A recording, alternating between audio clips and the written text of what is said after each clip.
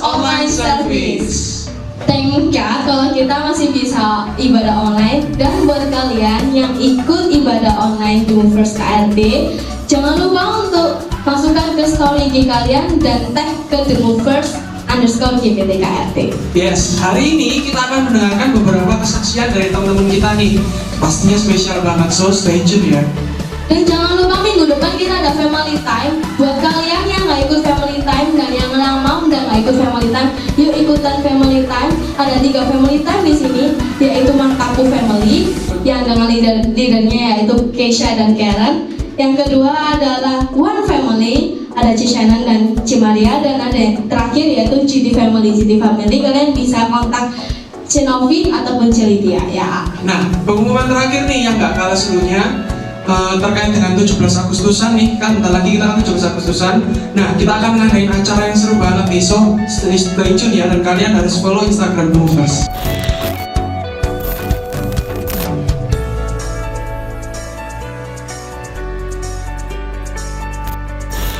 Oke guys, nggak usah lama-lama lagi, kita akan puji Tuhan kita akan sembah Tuhan kita, karena Tuhan kita ajaib dan layak disembah. Let's worship Him!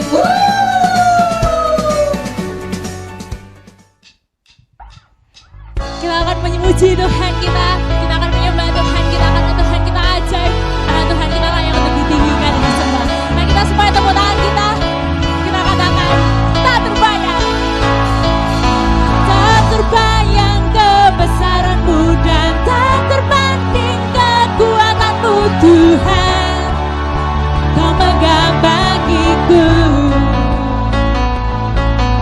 segenap jiwa dan pengharapan telah kuserahkan untuk rencanamu Tuhan, Kau Raja atasku. Mari bersama-sama kita nyanyikan, hanya Kau yang layak ditinggikan.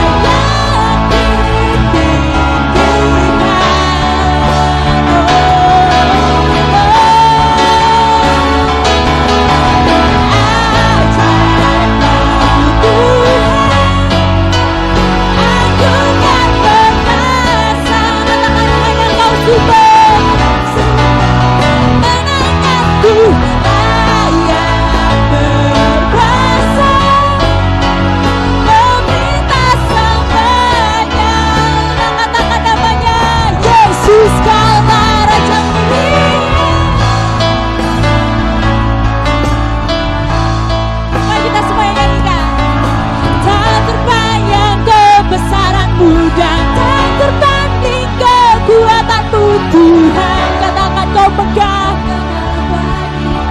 Haleluya.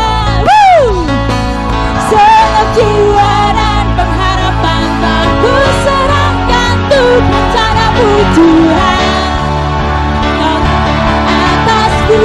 Bagi kita semuanya, kita katakan, hanya Kau yang layak ditinggikan.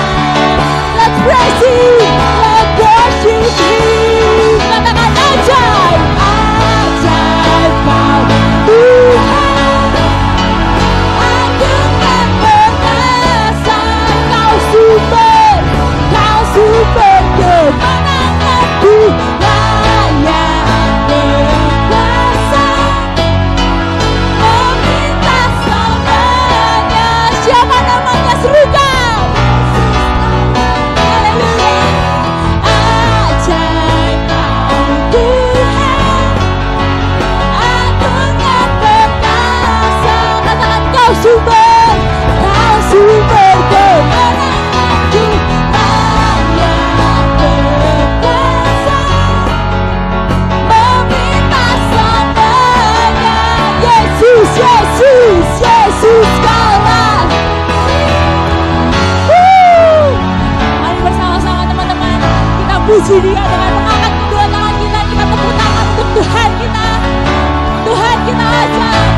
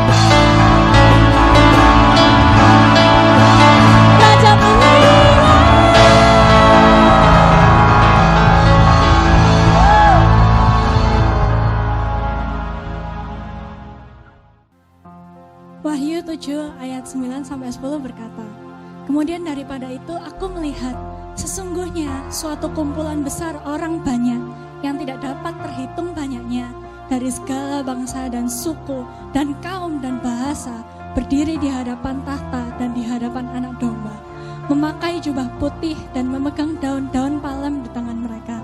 Dan dengan suara nyaring mereka berseru, 'Keselamatan bagi Allah kami yang duduk di atas tahta dan bagi Anak Domba.'" Pada malam hari ini, mari teman-teman kita mau menyerukan hal yang sama buat Tuhan kita. Kita mau puji Dia dengan segenap hati kita.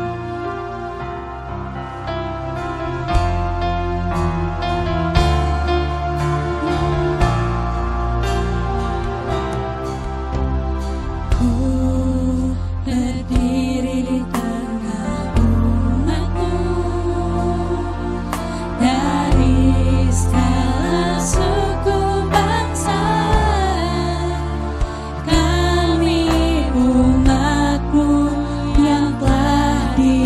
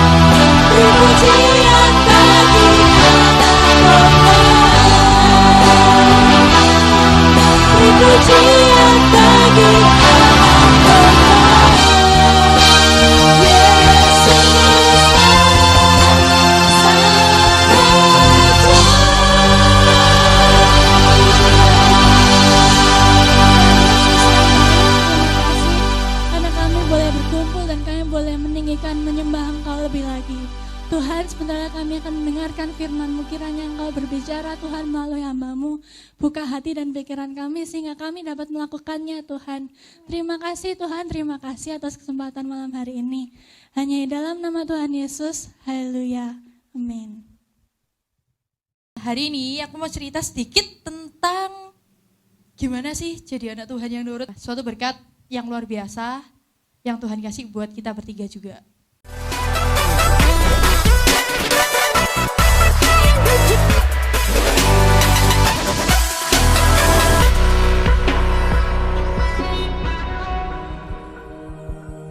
Hai semuanya. Hai. Oke, kita di sini hari ini spesial khusus. Kita pengen sharing sesuatu yang Tuhan kasih buat kita di tahun ini dan itu berkat spesial buat kita bertiga. Kita bertiga tahun ini, puji Tuhan, kita dikasih berkat sama Tuhan, dikasih kesempatan buat kita boleh kuliah.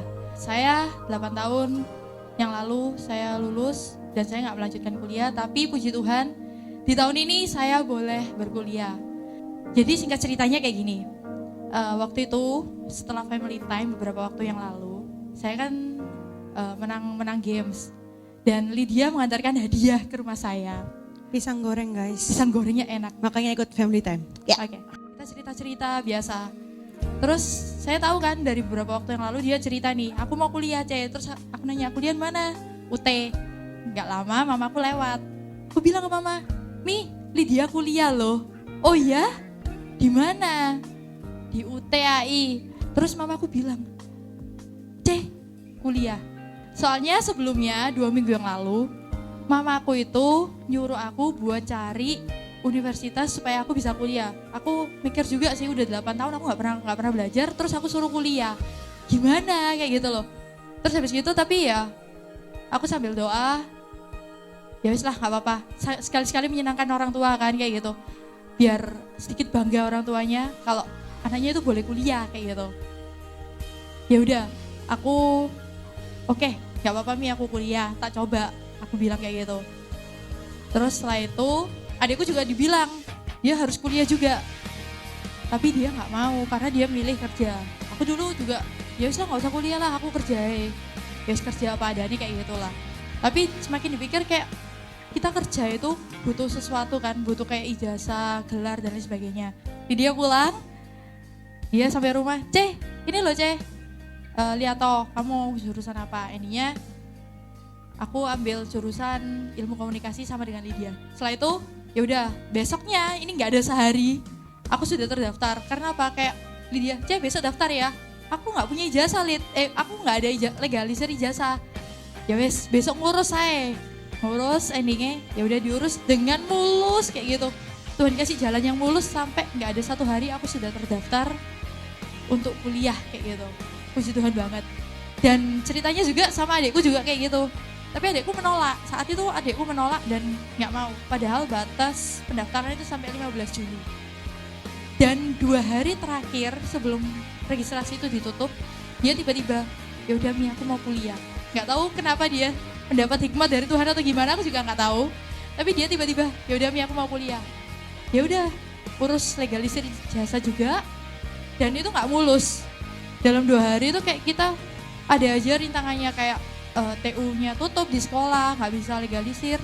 Terus waktu udah mendekati deadline, itu legalisirnya juga nggak bisa hari itu juga diambil. Jadi pas deadline tanggal 15 Juli, kita baru bisa ambil legalisir, kita daftar dibantu sama Lydia online. Terus kita menyerahkan berkas juga. Dan puji Tuhan, dia juga sudah terdaftar langsung divalidasi gitu loh. Luar biasa banget sih. Kayak kalau kita nurut sama Tuhan, kita tuh kayak udah jalannya itu diaturin sama Tuhan seenak mungkin. Kalau aku kan aku baru-baru aja lulus sih 2 tahun yang lalu 2018. Dan ketika itu sebenarnya kan mungkin banyak dari kalian yang udah tahu kalau aku tuh hampir masuk kuliah 1 bulan sebelumnya aku akhirnya nggak jadi kuliah ya kan. Itu yang saat dimana aku kecewa, sedih dan lain-lain. Tapi akhirnya aku kerja di BCA, keterima di BCA. Dan tahun ini, awal tahun itu, Maret kalau nggak salah, aku tuh keluar dari BCA karena satu dan lain hal. Akhirnya aku keluar dari BCA dan akhirnya aku memutuskan untuk ya aku pengen kuliah sih, tapi yang lalu-lalu udah kepikiran aku mau kuliah tahun ini. Gak ada satupun orang yang tahu kalau aku tuh masih rindu untuk kuliah gitu loh. Karena sebenarnya fokusnya itu udah ya sekarang itu tahun ini kayaknya kerja deh, nggak bisa kuliah, nggak mungkin uang dari mana ya kan. Dan akhirnya tetap apa ya, menjadikan Tuhan itu sahabat. Kalau aku cerita di family time itu aku bilang aku tuh pengen Tuhan tuh jadi kayak sahabatku yang aku nggak perlu datang susah-susah untuk cari dia, tapi aku cuma mau ngomong dalam hati, cerita aku gini Tuhan, aku ngerasa ini dan itu. Dan hari-hari itu aku cuma bilang sama Tuhan, Tuhan pengen kuliah rek, aduh Tuhan pengen kuliah, apa aku kuliah aja ya Tuhan ya. Terus dan akhirnya tiba-tiba ketika jalan sama mama tiba-tiba ngomong gini, nih kamu gak kuliah ta? Terus aku bilang, mama uang dari mana nih dia kalau kuliah mah? Apa mah gak mungkin bisa. Terus pas itu mama ngomong, yes gak apa-apa ya, ntar kita cari-cari uang. Dan sebenarnya aku tuh pengen banget masuk ke ilmu komunikasi dari awal. Pertama kali aku mau masuk kuliah aku pengen banget di ilmu komunikasi. Dan kalau misalnya aku masuk di UT itu juga aku bakal masuk manajemen. Seingatku cuma ada manajemen gitu loh. Nah tapi pas pulang dari pergi sama mama itu aku coba ngecek UT ya kan sambil doa. Dan ternyata aku lihat, loh kok ada ilmu komunikasi ya kan. Terus aku lihat harga-harganya, hah kok cuma segini ya kan, aku shock gitu ya. Terus aku akhirnya dengan doa dan cerita sama mama, cerita banyak orang. Dan aku selama aku pandemi ini ya kan, aku tuh banyak mengerjakan beberapa hal di gereja ya kan. Dan itu membuat aku menemukan passionku bener-bener gitu loh, yang buat aku yakin, oh aku harus masuk ilmu komunikasi deh, aku harus masuk ilmu komunikasi. Dan akhirnya puji Tuhan, Tuhan lancarkan semuanya. Bener-bener kayak sesederhana itu dan secepat itu ya. Kalau mau aku bilang ke diriku gini, aku selalu ngomong aku tahun ini fokusnya pasti kerja. Tapi dalam sekejap kalau Tuhan punya rencana itu Tuhan ubahkan langsung jadi tiba-tiba kamu kuliah tahun ini. Dan itu buat aku benar-benar takjub sama kebaikan Tuhan. Dan Tuhan itu benar-benar baik. Tuhan tuh punya rencana. Kalau misalnya 2 tahun yang lalu aku maksain masuk manajemen, mungkin aku nyesel ya kenapa aku masuk manajemen, padahal bisa aja aku tahun ini sebenarnya aku masuk ilmu komunikasi ya kan. Ya kayak gitu, Tuhan tuh baik, sangat-sangat baik, rencananya selalu yang terbaik. Ya itu sih, puji Tuhan juga tahun ini udah dapat kesempatan buat kuliah lanjut lagi, ya semua karena kemurahan Tuhan sih. Sekian dari kita, ya tetap nurutlah sama Tuhan, rencana Tuhan yang paling indah. Ya. Tuhan itu emang baik. Titik. Baik, titik. Bye. Bye-bye.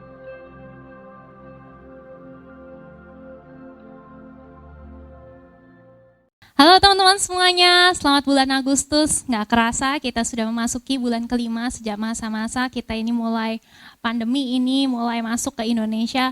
Dan hari ini kita kembali menyembah Tuhan bersama-sama.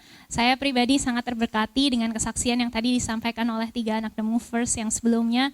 Dan teman-teman tahu nggak sih bahwa masa-masa ini sekali lagi adalah masa-masa yang susah buat banyak orang. Banyak orang bilang 2020 is the worst year ever. Ini adalah tahun yang paling buruk, ada banyak bencana-bencana terjadi. Tapi saya percaya buat kita anak-anak Tuhan, tahun ini tuh bukan tahun yang buruk. Tapi tahun ini adalah tahun yang penuh dengan berkat-berkat Tuhan yang luar biasa. Yang percaya katakan amin. Nah teman-teman semuanya, hari ini kita akan melanjutkan seri kita, seri Legacy. Dan kita akan belajar kembali dari kehidupan Abraham. Dan hari ini kita akan mempelajari firman Tuhan yang saya beri judul Heart of Worship, atau inti dari yang namanya penyembahan. Heart of Worship. Teman-teman semuanya, saya yakin kita semua sebagai anak-anak Tuhan pernah mendengar istilah worship, atau kita pernah mendengar istilah penyembahan. Bahkan ketika kita datang ke gereja berkali-kali WL sering mengajak, ayo kita semua menyembah Tuhan gitu ya. Ayo kita semua sembah Dia. Dan bahkan tadi Obed dan juga Melanie, mereka sebelum praise and worship, mereka berkata satu frasa ya, itu mereka berkata let's worship Him, yaitu mari kita menyembah Dia. Teman-teman semua, sering kali kita ngomong tentang worship, tapi pertanyaan saya adalah, mengertikah kita tentang konsep worship? Mengertikah kita dengan yang namanya penyembahan? Penyembahan itu apa sih? Menyembah itu apa sih? Menyembah itu sebetulnya seperti apa sih? Banyak di antara kita kalau kita ngomong tentang worship, kita kepikiran tentang lagu pelan. Bener gak sih? Kalau lagu-lagu yang di dalam gereja yang kita nyanyikan dengan pelan, lagu itu pelan, maka kita sebut itu sebagai lagu worship. Dan lagu-lagu yang cepat kita sebut dengan lagu praise gitu kan. Tapi sebetulnya worship itu bukan masalah tempo. Worship itu bukan cuma sekedar lagu. Worship itu bukan cuma sekedar nada yang kita nyanyikan ketika ada sebuah jeda di dalam lagu dan kemudian akhirnya kita menyanyikan nada demi ngisi kekosongan di dalam lagu itu. Worship itu jauh lebih dalam daripada itu. Menyembah itu lebih dalam daripada itu. Dan hari ini kita akan belajar tentang worship dari salah satu momen hidup Abraham yang paling signifikan.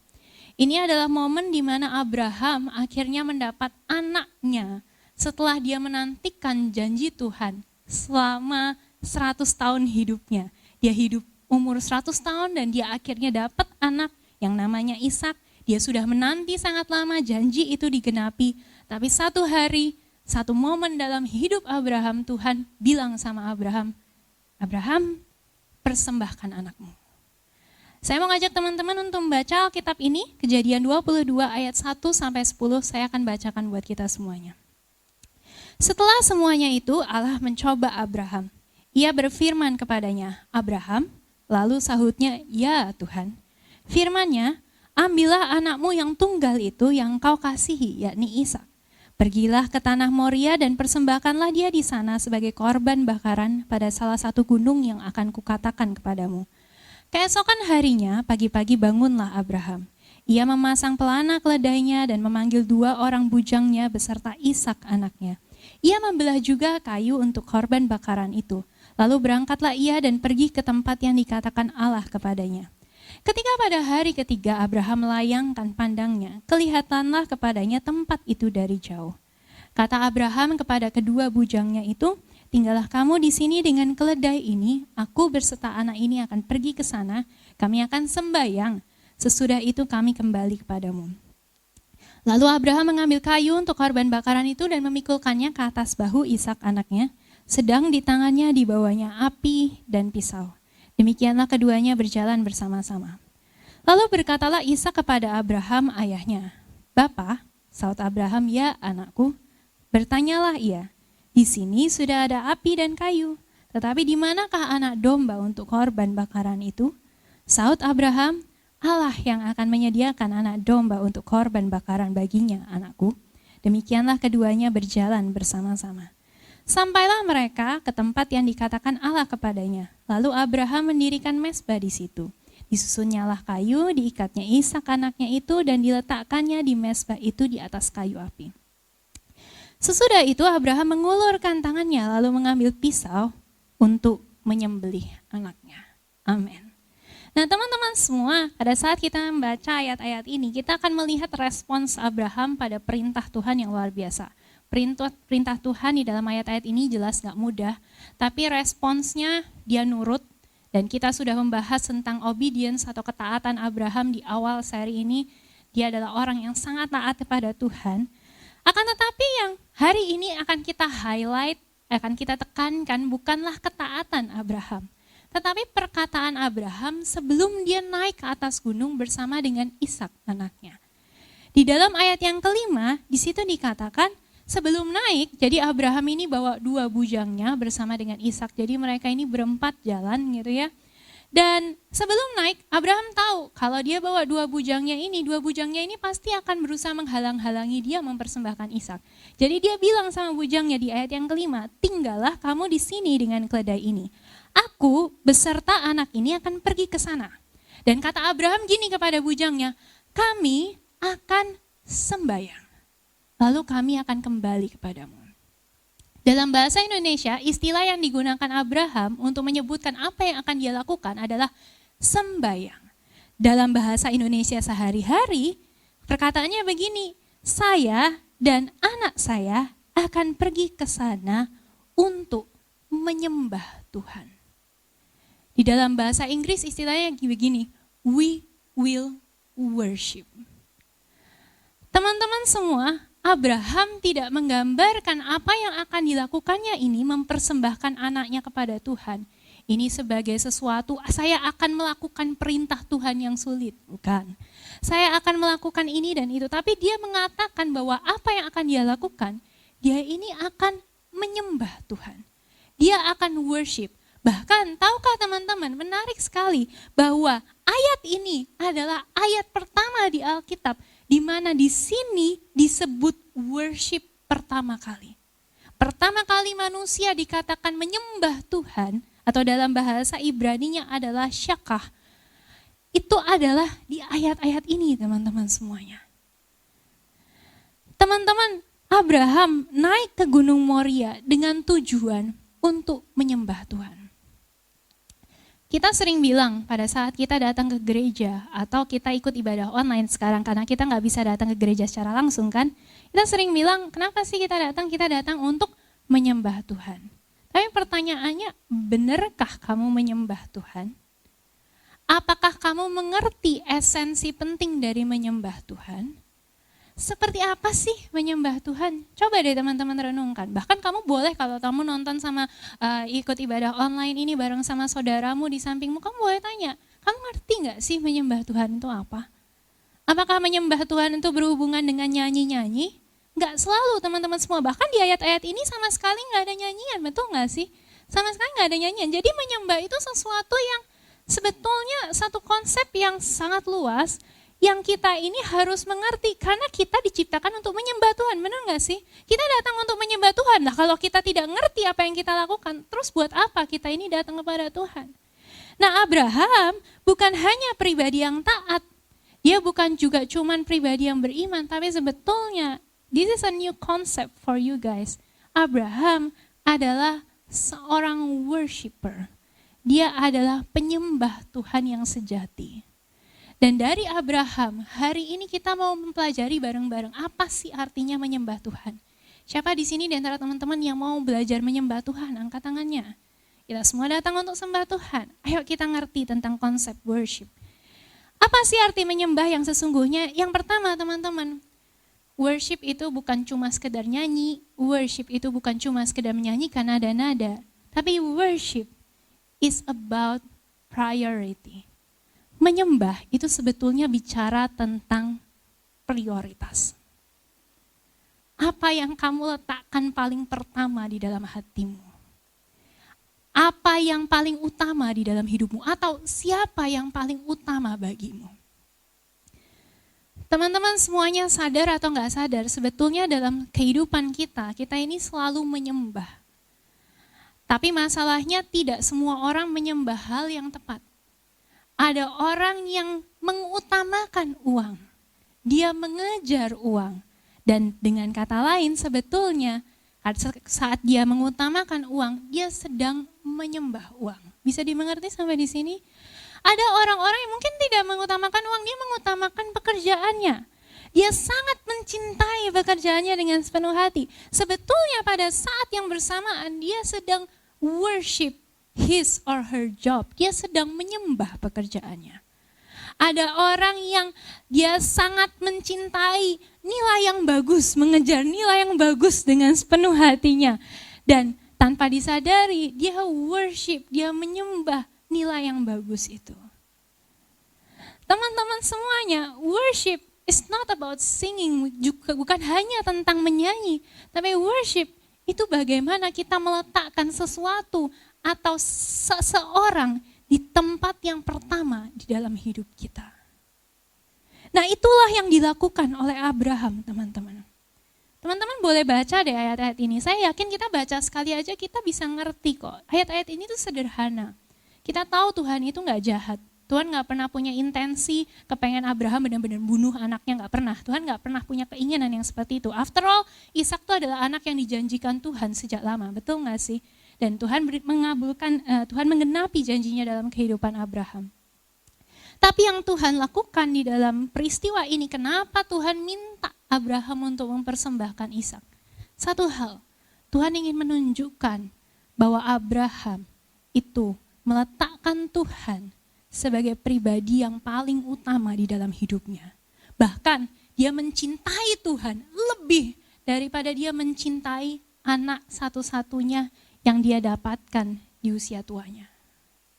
Itulah sebabnya kenapa waktu Tuhan bilang sama Abraham, Abraham persembahkan anakmu, kata Tuhan yang engkau kasih itu. Tuhan kan bilang gitu kan, kamu cintakan sama anakmu, coba kamu persembahkan anakmu. Abraham, kalau teman-teman baca Alkitab, Dia sama sekali nggak ragu, there's no doubt. Dia langsung bangun pagi-pagi, dia siapkan segala sesuatu, dia siapkan kayu, dia panggil bujangnya, dia berangkat pagi-pagi itu juga, dia jalan. Dia siap untuk mempersembahkan anaknya. Karena buat Abraham, aku mencintai Tuhan, aku menyembah Tuhan, aku meletakkan Tuhan di tempat pertama lebih dari siapapun. Bahkan aku mengasihi Tuhan lebih daripada aku mengasihi anakku. Buat Abraham itu bukan keputusan yang sulit sama sekali. Karena dia menyembah Tuhan. Si teman-teman kita kan sering bilang, teman-teman datang hari ini, kita semua datang untuk menyembah Tuhan. Well, sering bilang kayak gitu. Tapi permasalahannya gini, gak semua orang yang datang ke gereja, dan gak semua orang yang ikut online service, gak semua orang Kristen benar-benar meletakkan Tuhan sebagai yang utama di dalam hidupnya. Mereka datang dengan intensi bukan untuk cari Tuhan, tapi datang dengan intensi Tuhan berkati aku. Mereka lebih concern dengan persoalan-persoalan hidup mereka sendiri. Mereka lebih concern dengan pekerjaan mereka sendiri. Ada juga nih yang datang pada Tuhan tapi pikirannya lari ke kerjaan. Aduh, kerjaanku belum selesai, gimana ya ini. Atau datang pada Tuhan dengan pikiran, aduh tugas-tugasku masih menunggu ini dan itu, gimana ya ini, dan lain sebagainya. Pada saat itu, sebetulnya kamu tidak sedang benar-benar menyembah Tuhan. Teman-teman, menyembah Tuhan itu bukan sekedar menyanyikan kata-kata. Pada saat worship leader ngajak kita, ayo kita semua sembah Tuhan bareng-bareng. Sebetulnya itu adalah momen di mana teman-teman kita semua diingatkan. Oke, semua distractions, semua gangguan, segala hal yang ada dalam pikiranmu yang membuat kamu hubunganmu dengan Tuhan terganggu, letakkan semuanya dan fokuskan dirimu kembali kepada Tuhan. That's why, kenapa pada saat worship leader ngajak kita untuk menyembah Tuhan, kita nyanyi. Kenapa nyanyi? Kenapa kita menyanyikan nada-nada? Karena pada saat kita menyanyikan nada-nada, kita mengeluarkan kata-kata dari mulut berbicara kepada Tuhan. Telinga kita mendengar kita berbicara pada Tuhan. Pikiran kita dipenuhi dengan Tuhan. Dan pada akhirnya Tuhan kembali jadi pribadi yang paling utama dalam hidup kita. Kalau dalam hidup sehari-hari kamu sudah mulai kehilangan fokusmu sama Tuhan, itu momennya kamu diingatkan kembali untuk meletakkan Tuhan dalam pribadi yang pertama dalam hidupmu. Sebetulnya itulah filosofi dari yang namanya menyembah Tuhan. Teman-teman, sudahkah kamu menyembah Tuhan? Artinya gini, sudahkah kamu meletakkan Tuhan kembali sebagai prioritas di dalam hidupmu? Judul firman ini adalah Heart of Worship. Teman-teman pasti pernah kan dengar di The Movers kita nyanyiin lagu Heart of Worship. I'm coming back to the heart of worship. Nah, itu adalah sebuah lagu yang punya cerita di baliknya, teman-teman semua. Lagu ini ditulis oleh seorang yang namanya Matt Redman. Matt Redman adalah seorang worship leader di sebuah gereja yang namanya Soul Survivor di Watford, England. Ini adalah sebuah gereja yang keren, teman-teman semua. Musisi-musisinya bagus, bukan gereja yang out of date, bukan gereja yang ketinggalan zaman, ini gereja yang luar biasa. Dan musiknya cutting edge itu artinya keren banget, musik-musiknya itu ngikutin perkembangan, sangat modern. Dan mereka punya sound system yang terbaik, segala sesuatu yang bagus, dan bahkan jemaatnya tuh mostly youths. Jadi yang usianya 20-an tahun gitu ya, itu jemaatnya gereja ini. Jadi atmosfernya tuh selalu bersemangat teman-teman semua. Dan mereka kreatif, mereka selalu berusaha membawa hal-hal yang baru dalam pujian dan penyembahan mereka pada Tuhan. Dan tapi satu hari mereka menyadari atmosfernya tuh lama-lama jadi dingin.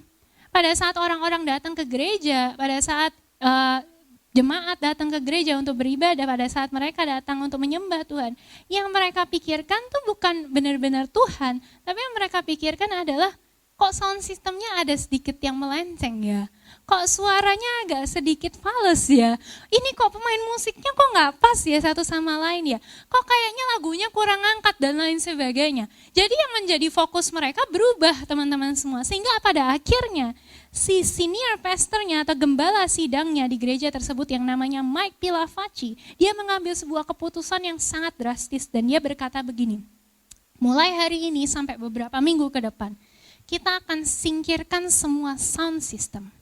Kita akan hapus semua band-band di depan, alat musik yang ada di depan.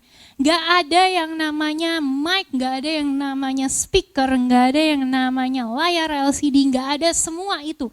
Semua datang hanya dengan Alkitab dan kita akan belajar dari Alkitab dan kita menyembah Tuhan tanpa bantuan alat apapun. Sound equipment apapun.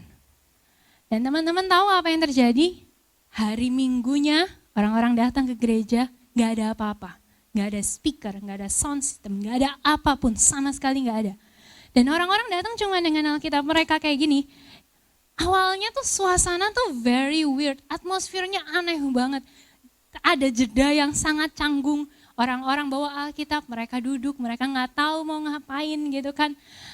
Diem-dieman, can you imagine gak ada suara sama sekali, it's weird gitu kan.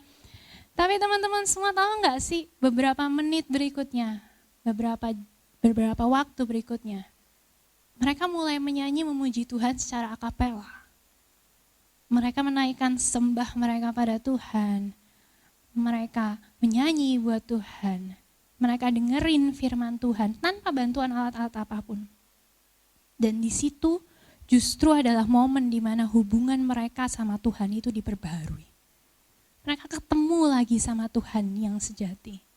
Mereka udah lagi gak kepikiran soal sound system, karena gak ada kan, semua disingkirkan. Tapi pada saat semua disingkirkan, disitulah mereka ketemu sama Tuhan yang sesungguhnya. Dan itulah inti dari penyembahan. Itulah sebabnya di masa-masa seperti ini, si Matt Redman atau si worship leader ini, dia menuliskan lagu ini, Heart of Worship. Pada saat musik semua gak ada, semuanya disingkirkan, aku ketemu sama Tuhan. Dan ternyata memang inti dari menyembah itu bukan apa-apa sih. Ini dari menyembah itu ya Tuhan. Tuhan yang harusnya jadi yang utama. Aku datang untuk cari Tuhan. Aku datang untuk menyembah, aku datang untuk ketemu sama Tuhan. Dan selain dia gak ada yang lain. Ketemu sama Tuhan is enough for me. Worship is about priority. Tentang memprioritaskan Tuhan di dalam hidupmu. Saat kamu mengutamakan Tuhan di atas segalanya, sebetulnya kamu sedang menyembah Tuhan. Pada saat kamu meletakkan Tuhan di nomor kedua atau ketiga dan keempat dan kelima dan seterusnya, maaf saya katakan kamu tidak sedang menyembah Tuhan. Teman-teman semuanya, saya tahu hari-hari ini is a busy days. Hari-hari itu sibuk banget. Kita semua kembali ke rutinitas kita yang dulu. Teman-teman yang bersekolah, teman-teman masuk sekolah dan I know betapa banyaknya tugas teman-teman yang bersekolah online. Jadi saya mau menyemangati teman-teman yang sekolah online. Saya tahu tugasnya banyak dan kamu gak bisa ngelobi guru kayak dulu di kelas. Bu, tugasnya banyak, tolong dikurangin. Dulu bisa kayak gitu, sekarang udah gak bisa teman-teman semuanya. Saya tahu tugas kamu banyak.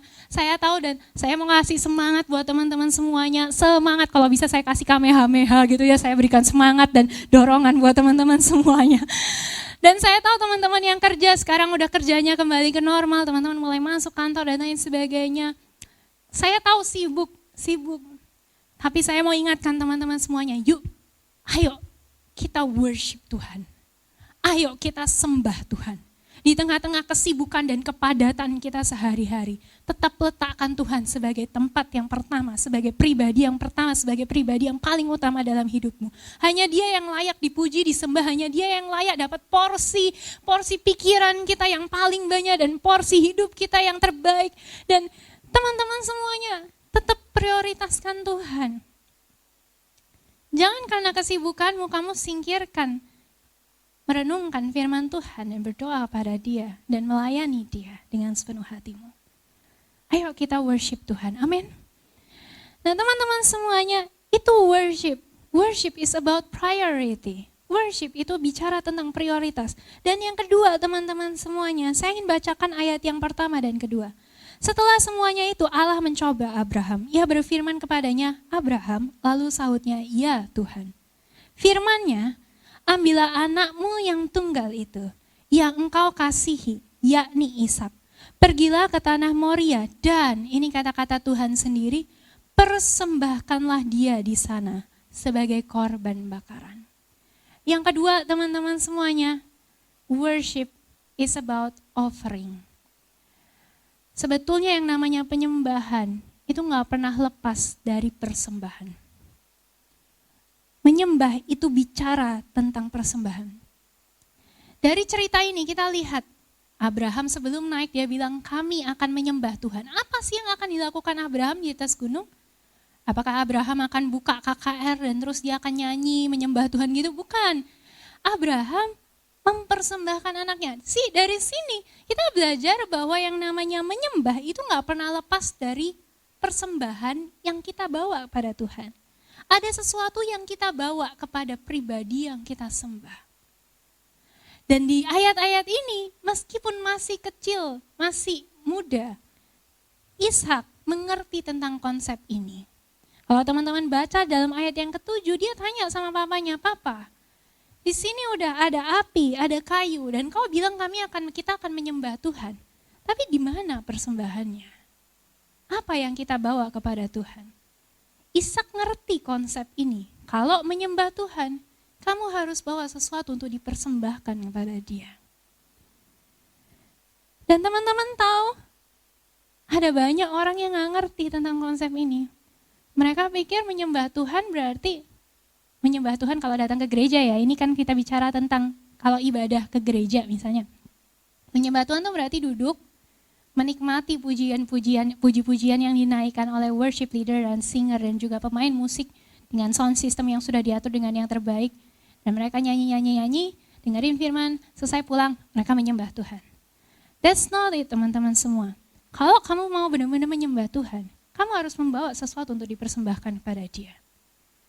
Baik itu puji-pujian yang kamu naikkan pada Dia, baik itu perbuatan baik yang kamu lakukan demi memuliakan Dia dan termasuk finansialmu, apa yang kamu persembahkan kepada Tuhan dalam hal keuangan.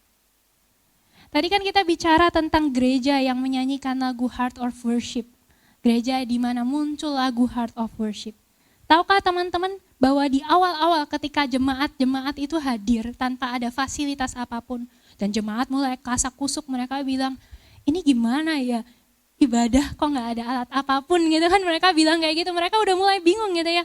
Tahu nggak si senior pastornya yang namanya Mike Pilavachi itu menyampaikan sesuatu yang menurut saya sangat eye-opening. Dia bilang sama jemaatnya kayak gini, kamu bilang kamu datang untuk menyembah. Apa yang kamu bawa sebagai persembahanmu kepada Tuhan? Dia nantang jemaatnya kayak gitu. When you come through the doors on a Sunday, what are you bringing as an offering to God? Coba saya mau tanya pada teman-teman semua. Dan teman-teman kalau ada orang di sebelahmu boleh tanya. Udah bawa persembahan belum sama Tuhan? Udah bawa persembahan belum sama Tuhan? Kebenarannya gini loh teman-teman.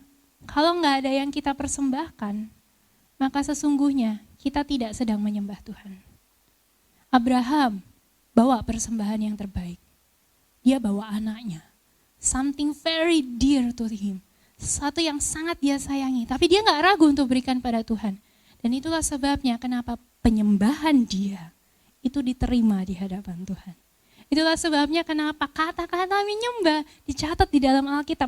Paling pertama ditemukan di dalam Alkitab adalah di dalam cerita bagaimana Abraham mempersembahkan Ishak anaknya kepada Tuhan. Hari ini kita semua datang menyembah Tuhan. Apa yang kamu berikan pada Tuhan? Apa yang kamu persembahkan pada Tuhan? Teman-teman semuanya, hari ini firman Tuhan gak panjang. Saya ingin mengajak teman-teman untuk merenungkan 2 pertanyaan yang sederhana. Yang pertama, siapa atau apa yang jadi prioritasmu saat ini? Prioritasmu apakah itu Tuhan atau yang lain? Yang kedua, apa yang sudah kamu persembahkan dan yang akan kamu persembahkan pada Tuhan? Yang terakhir saya mau bacakan ending dari cerita ini. Kejadian 22 ayat 11 sampai 14. Tetapi berserulah malaikat Tuhan dari langit kepadanya. Abraham, Abraham, sahutnya, ya Tuhan. Lalu ia berfirman, jangan bunuh anak itu dan jangan kau apa-apakan dia. Sebab telah ku ketahui sekarang bahwa engkau takut akan Allah. Dan engkau tidak segan-segan untuk menyerahkan anakmu yang tunggal kepadaku. Lalu Abraham menoleh dan melihat seekor domba jantan di belakangnya, yang tanduknya tersangkut dalam belukar. Abraham mengambil domba itu lalu mengorbankannya sebagai korban bakaran pengganti anaknya. Dan Abraham menamai tempat itu Tuhan menyediakan. Sebab itu sampai sekarang dikatakan orang, di atas gunung Tuhan akan disediakan. Inilah pertama kalinya dan satu-satunya catatan Alkitab di mana ada nama Tuhan yang baru di situ disebut, yaitu yang namanya Jehovah Jireh atau Tuhan yang menyediakan. Saya rasa ini gak kebetulan Jehovah Jireh itu muncul bersamaan dengan pertama kalinya kata menyembah itu muncul. Orang-orang sering bilang, saya percaya Tuhan menyediakan. Kamu harus ngerti konsep Alkitab. Di dalam ayat-ayat ini, Tuhan menyediakan. Yes, Tuhan menyediakan. Bagi siapa? Bagi orang-orang yang menyembah Dia. Artinya bagi orang-orang yang meletakkan Tuhan sebagai pribadi yang utama dalam hidupnya. Bagi orang-orang yang memprioritaskan Tuhan dengan segenap hatinya. Bagi orang-orang yang rela untuk mempersembahkan yang terbaik dan membawa persembahan yang terbaik kepada Tuhan. Saya mau ngomong sama teman-teman semua, gak pernah ada ruginya kamu memprioritaskan Tuhan dalam hidupmu. Gak pernah ada ruginya kamu meletakkan Tuhan sebagai pribadi yang utama dalam hidupmu. Gak ada ruginya membawa persembahanmu kepada Tuhan. Dan gak ada ruginya mencintai Tuhan lebih daripada yang lain. Gak ada ruginya menyingkirkan semua distraction yang ada demi memuliakan nama Tuhan. Karena pada akhirnya Tuhan kita adalah Tuhan yang menyediakan. Dan bahkan Dia menyediakan lebih daripada yang kita perlukan. Lebih daripada apa yang kita persembahkan kepada Tuhan. Lebih daripada apa yang kita bawa kepada Tuhan. Dia menyediakan semua yang terbaik. Dan bahkan Dia menyediakan anaknya yang tunggal sebagai penyelamat buat kita semua. Jadi maukah teman-teman percayakan firman Tuhan ini? Maukah kita benar-benar sembah Tuhan? Really worship Him. Jangan keluarkan nada-nada yang tak berarti, yang gak ada hatimu di dalamnya. Ayo kita sembah Tuhan, karena semua hanya tentang Tuhan kita. Mari kita nyanyikan lagu ini bersama-sama. Mari kita benar-benar sembah Tuhan. Fokus lagi sama Tuhan. Konsentrasi lagi sama Tuhan. Cintai lagi Tuhan. Jadikan Tuhan sebagai pribadi yang paling utama. I'm coming back to the heart of worship, and it's all about you. It's all about you, Jesus. I'm sorry, Lord, for the things I've made. It's all about you. But it's all about you. It's all about you, Jesus. It's all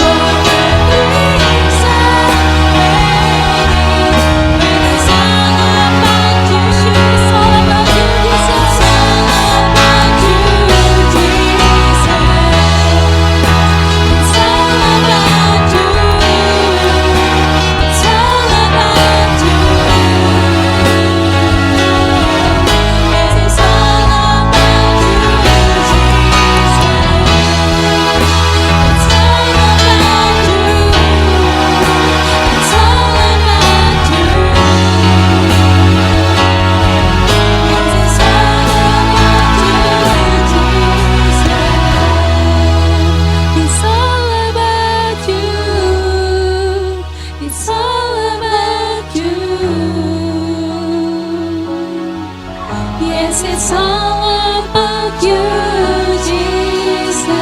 Semuanya tentang Tuhan. It's all about you. It's all about you. Yes, it's all about you, Jesus. Berikan kemuliaan yang terbaik buat Tuhan kita. Sering kami berkata, Tuhan, kami menyembah Engkau padahal hati kami jauh daripadamu. Dan itulah sebabnya Engkau berkata dalam firman-Mu, bangsa ini memuliakan Aku dengan bibirnya tetapi hatinya jauh daripadaku. Hari ini kami kembali belajar, Tuhan. Kami mau menyembah Engkau dengan sungguh-sungguh. Bahkan untuk itulah kami diciptakan, yaitu untuk menyembah Engkau.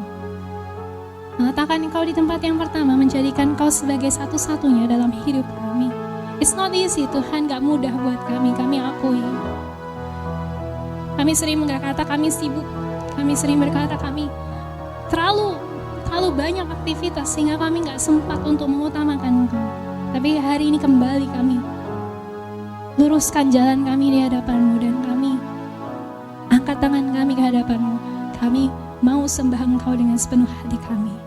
Tuhan, Kau lihat anak-anak-Mu, mari kita semua angkat tangan kita ke hadapan Tuhan. Kau lihat anak-anak-Mu, angkat tangan-Mu padamu. Ini adalah tanda bahwa kami gak bisa apa-apa di luar Tuhan. Kami gak bisa apa-apa pada saat kami jauh daripada Tuhan. Kami perlu Tuhan dalam hidup kami. Kami perlu Engkau Tuhan. Kami bukan cuma perlu berkat-Mu, tapi kami perlu Engkau dalam hidup kami. Dan biarlah kami selalu bersandar padamu Tuhan. Dan hamba-Mu percaya pada saat mereka bersandar pada Engkau dengan sepenuh hati dan menjadikan Engkau sebagai yang utama dan membawa persembahan mereka yang terbaik padamu, maka otomatis berkat-Mu akan tercurah dalam hidup anak-anak-Mu. Mari teman-teman semuanya, terimalah berkat-berkat dari Allah Bapa yang maha baik, dari Tuhan Yesus dan Roh Kudus. Tuhan memberkati engkau, Tuhan melindungi engkau, Tuhan menyinari engkau dengan wajah-Nya dan memberikan engkau kasih karunia. Tuhan menghadapkan wajah-Nya padamu dan memberikan engkau damai sejahtera. Damai sejahtera Tuhan yang melampaui segala akal akan memelihara hati dan pikiranmu di dalam Kristus Yesus. Tuhan berkati anak-anak-Mu dengan hikmat-Mu, dengan kekuatan dari Engkau, dengan kesehatan daripada-Mu, dengan segala sesuatu yang mereka perlukan supaya mereka dapat menjalani aktivitas mereka sehari-hari. Hamba bersyukur buat anak-anak yang mau masuk kuliah. Hamba bersyukur buat semua anak-anak yang sudah bersekolah. Hamba bersyukur karena Kau sudah cukupi semuanya sampai hari ini. Dan kami percaya Kau akan terus cukupi keperluan kami sampai akhir. Terima kasih Tuhan. Kami sembah Engkau, kami tinggikan Engkau. Dan biarlah Kau berkati juga setiap anak-anak-Mu yang membawa persembahan yang terbaik padamu Tuhan. Kau berkati mereka, baik itu yang transfer dan lain sebagainya. Tuhan, Kau berkati semuanya. Hanya di dalam nama Tuhan Yesus Kristus tidak ada satupun yang mengakhiri ibadah tanpa membawa berkat-berkat dari Tuhan. Haleluya, amin. Tuhan memberkati teman-teman semuanya dimanapun teman-teman